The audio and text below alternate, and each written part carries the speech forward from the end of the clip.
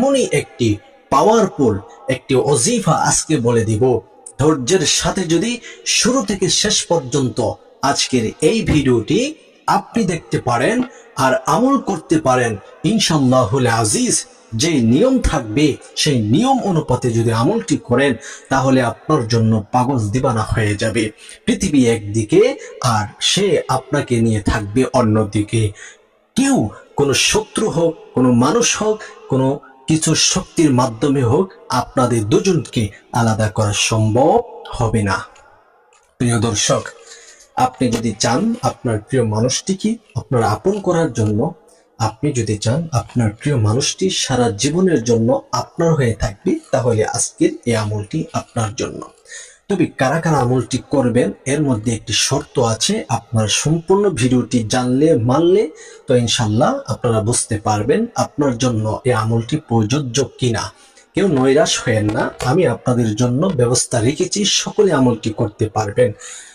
এই আমলটি করার জন্য সর্বপ্রথম আমাদের যা যা করতে হবে, আসলে এই আমলটি করার জন্য যখন আপনি আমলটি করবেন তখন আপনার কাজ হচ্ছে আপনি নিজে পবিত্র হয়ে যাবেন, নিজে ভালোভাবে গুছিয়ে পবিত্রতা অর্জন করবেন। অপবিত্র কোনো ছোঁয়া যেন আপনার মধ্যে না থাকে, এই জন্য সুন্দর করে ওযু করে নেবেন। এরপর ওযু করার পরে আপনি একটি কাপড় সংগ্রহ করবেন। ওই ব্যক্তির কাপড় হতে হবে না, যে কোনো কাপড় আপনার হলেই চলবে। তবে ওই ব্যক্তি আপনি যদি কোনো মেয়ের জন্য করতে চান তাহলে মেয়ের কাপড় আপনি সংগ্রহ করবেন, আর যদি পুরুষের জন্য করতে চান তাহলে পুরুষের কাপড় সংগ্রহ করবেন। বিষয়টা খেয়াল করেন, যার জন্য করবেন তার কাপড়ই হতে হবে এমন না। আপনি বাজার থেকে আপনি কাপড় কিনে আনবেন, মেয়ের হলে মেয়ের, ছেলে হলে ছেলের, বাস হয়ে যাবে। যদি কাপড়ের মাধ্যমে আপনার আমলটি করা সম্ভব না হয় তাহলে আপনি পুরাতন কবরের এক মুষ্টি মাটি নিয়ে আসবেন, ওই মাটির উপরে আমলটি করে নেবেন। মাটি হোক অথবা কাপড় হোক, দুইটা জিনিসের মাধ্যমে আজকের এই আমলটি আমরা শিখব অথবা জানব। প্রিয় দর্শক, এই আমলটি যারা যারা করবেন আসুন আমরা একটু শুনে নেই, না হয় আমাদের সমস্যা হতে পারে। এই আমলটি করবেন স্বামী স্ত্রীর জন্য, স্ত্রী স্বামীর জন্য। এমন সংসার আছে তাদের সংসারটা খুব শান্তিতে চলতেছিল, কোনো ঝগড়া ফাসাদ ছিল না, কোনো দাঙ্গা হাঙ্গামা ছিল না, কোনো রেষারেষি ছিল না, কিন্তু কুচক্রী মহল আপনাদের এই সুখের সংসারটাকে আগুনে ছারখার করে দিচ্ছে। আপনাদের মধ্যে কোনো কথায় হোক কোনো কাজে হোক একটি দ্বন্দ্ব লাগিয়ে দিয়েছে, সন্দেহ মনের মধ্যে ঢুকিয়ে দিয়েছে। মূলত কিচ্ছু ছিল না, একজন আরেকজনকে সন্দেহ করে দুজনের মধ্যে স্বামী স্ত্রীর বন্ধনটা বিচ্ছেদ হয়ে যাচ্ছে। এই বিচ্ছেদ যাদের হয়ে যাচ্ছে, দুজনের মধ্য থেকে একজন যদি আমলটি করেন তাহলে সে আপনার জন্য পাগল দিবানা হয়ে যাবে ইনশাআল্লাহ।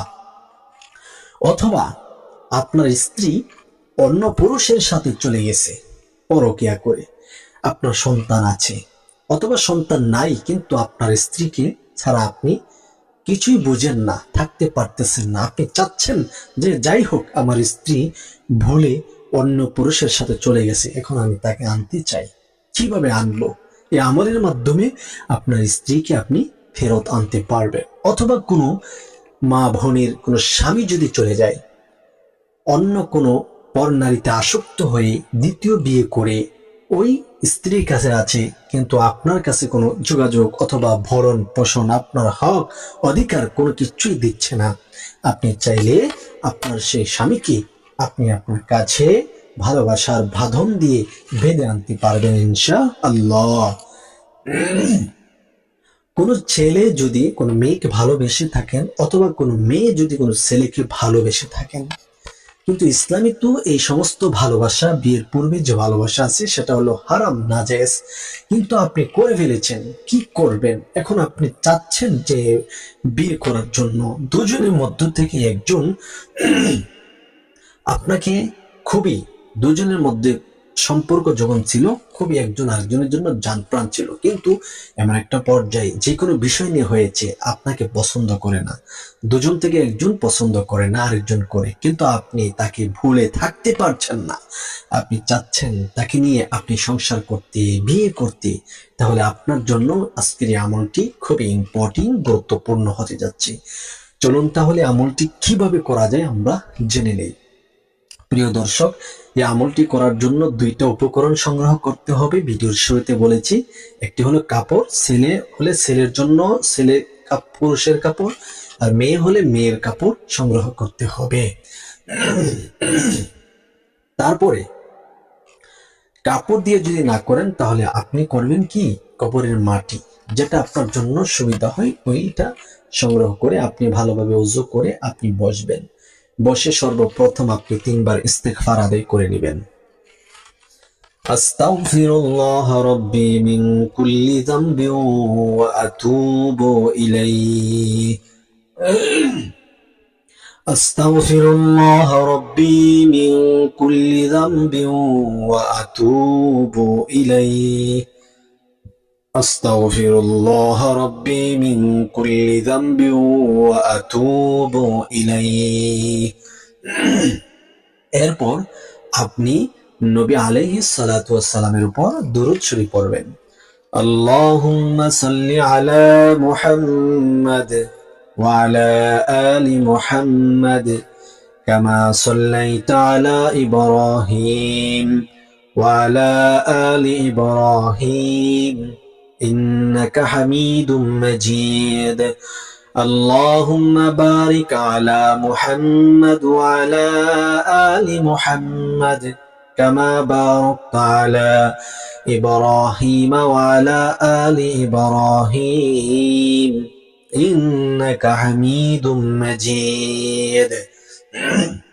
3 বার ইস্তেগফার, 3 বার দুরুদে ইব্রাহিম পাঠ করা কমপ্লিট হয়ে গেলে আপনি ওই মাটি অথবা কাপড় আপনার সামনে রেখে সর্বপ্রথম সূরাতুল ফাতিহা পড়বেন। আউযু বিল্লাহি মিনাশ শাইতানির রাজীম। বিসমিল্লাহির রহমানির রহিম। আলহামদুলিল্লাহি রাব্বিল আলামিন। আর রহমানির রহিম। مالك يوم الدين إياك نعبد وإياك نستعين اهدنا الصراط المستقيم صراط الذين أنعمت عليهم غير المغضوب عليهم ولا الضالين। সূরাতুল ফাতিহা যখন একবার পাঠ করা হয়ে যাবে তখন আপনি ওই কাপড় অথবা মাটির উপরে একটি ফু দিবেন। এরপর আপনি সূরাতুল কাউসার পড়বেন। বিসমিল্লাহির রহমানির রহিম। ইন্না আ'তাইনাকাল কাউসার ফাসাল্লি লিরাব্বিকা ওয়ানহার ইন্না শানিআকা হুয়াল আবতার। এরপর ওই কাপড়ের উপর একটি ফু দিবেন। এরপর আপনি সূরাতুল ইখলাস পড়বেন। বিসমিল্লাহির রহমানির রহিম। কুল হুয়াল্লাহু আহাদ আল্লাহুস সামাদ লাম ইয়ালিদ ওয়া লাম ইউলাদ ওয়া লাম ইয়াকুল লাহু কুফুয়ান আহাদ। এরপর ওই কাপড়ে আরো একটি ফু দিবেন। এই হলো 3টি সূরা পড়ে 3টি ফু। এখন আপনি মহান আল্লাহ তাআলার এই একটি সিফতি নাম পাঠ করবেন 999 বার। ইয়া ওয়াদুদু ইয়া ওয়াদুদু ইয়া ওয়াদুদু ইয়া ওয়াদুদু। এইরকম ভাবে 999 বার এই ওজিফাটি করবেন। ইয়া ওয়াদুদু আল্লাহ তাআলার সিফতি নামের মধ্য থেকে অন্যতম প্রেমময় একটি নাম ইয়া ওয়াদুদু। এই নামটি 999 বার পাঠ করার পরে আপনি ওই কাপড়ের উপর 3টি ফু দিবেন এরকম ভাবে। এ হলো 6টি ফু। এখন আপনি প্রিয় নবীজি সাল্লাল্লাহু আলাইহি ওয়াসাল্লামের উপর দুরূদ পড়বেন 3 বার। 3 বার পরে আপনি ওই কাপড়ের উপর 3টি ফু দিবেন। এ হলো 9টি ফু। এই 9টি ফু দিয়ে কাপড় অথবা মাটির উপর ফু দিবেন। তবে ফু দেওয়ার আগে আপনাকে কিছু বলতে হবে। তার পূর্বে এখনো যারা লা তাহজান চ্যানেলটিকে সাবস্ক্রাইব করেননি, দয়া করে চ্যানেলটি সাবস্ক্রাইব করে ফেলেন, ভিডিওটি শেয়ার করুন। প্রিয় দর্শক, যখন ফু দিবেন প্রত্যেকবারই আপনি পড়ে নেবেন, হে আল্লাহ, ইমুকের সন্তান ইমুক, আল্লাহ তার অন্তরে আমার প্রেম ভালোবাসা আপনি জাগিয়ে দিন। সেজন্য আমাকে পাগলের মতো ভালোবাসে, সেজন্য আমাকে বিশ্বাস করে, আমাদের মধ্যে যেন দাঙ্গা হাঙ্গামা না হয়, প্রেম ভালোবাসা যেন বৃদ্ধি হয়, আমরা যেন একসাথে সংসার করতে পারি সুখে শান্তিতে মৃত্যুর আগ পর্যন্ত। আপনি কবুল করুন। অথবা আপনি কাউকে বিয়ে করতে চাচ্ছেন, বলবেন, হে আল্লাহ, ওই ব্যক্তিকে আমার জীবনে এনে দেন। যদি আমার জীবনটা সুন্দর হয়, মঙ্গল হয়, আপনি দান করুন। আর যদি তা না হয়, তাহলে আমাকে তাকে ভুলে থাকার সেই তৌফিক ধৈর্য আমাকে আপনি দান করুন। এরকম ভাবে আপনি 7 দিন এই আমলটি করবেন। যে কোনো নামাজের পরে, পরামর্শ থাকবে ইশারের নামাজের পরে আমলটি করবেন। যেহেতু একটু সময় লাগবে, সেহেতু আপনাকে ইশারের পরে, খাওয়া দাওয়ার পরে, নামাজটা পড়ে আপনি আমলটি করবেন। ইনশাল্লাহ অনেক ফায়দা, অনেক লাভ হবে। 7 দিন আমলটি করার পরে এই মাটি এবং কাপড় কি করবেন, দুইটা থেকে যে কোনো একটি দিয়ে আমলটি করতে হবে। যদি আপনি মাটির মাধ্যমে, কবরের মাটির মাধ্যমে করে থাকেন, যে কবর থেকে মাটিটা এনেছিলেন ওই কবরেই আবার পুনরায় মাটিটি রেখে আসবেন। এরকম ভাবে 7 দিন মাটিটা আপনি যত্ন সহকারে রেখে দিবেন। 7 দিন একই মাটির উপর আমলটি করবেন। আর কাপড়ে যদি করে রাখেন, যে কাপড়টা আপনি কিনে এনেছেন ওই কাপড়টি আপনি 7 দিন আমল করে আপনি যার উদ্দেশ্যে করেছেন ওই ব্যক্তিকে গিফট করবেন। যদি গিফট করা যায় তাহলে গিফট করবেন। সে যদি কাপড়টি ধরে ব্যবহার না করে, ধরে তারপরে ইনশাল্লাহ কাজ শুরু হয়ে যাবে। 1 ঘন্টার ভিতরে দেখবেন আপনার সাথে মিল মহাব্বত তৈরি হয়ে যাবে ইনশাল্লাহ। আজকের ভিডিওটি পর্যন্ত যারা দেখেছেন, শুনেছেন, সবাইকে অন্তরের অন্তঃস্থল থেকে ধন্যবাদ।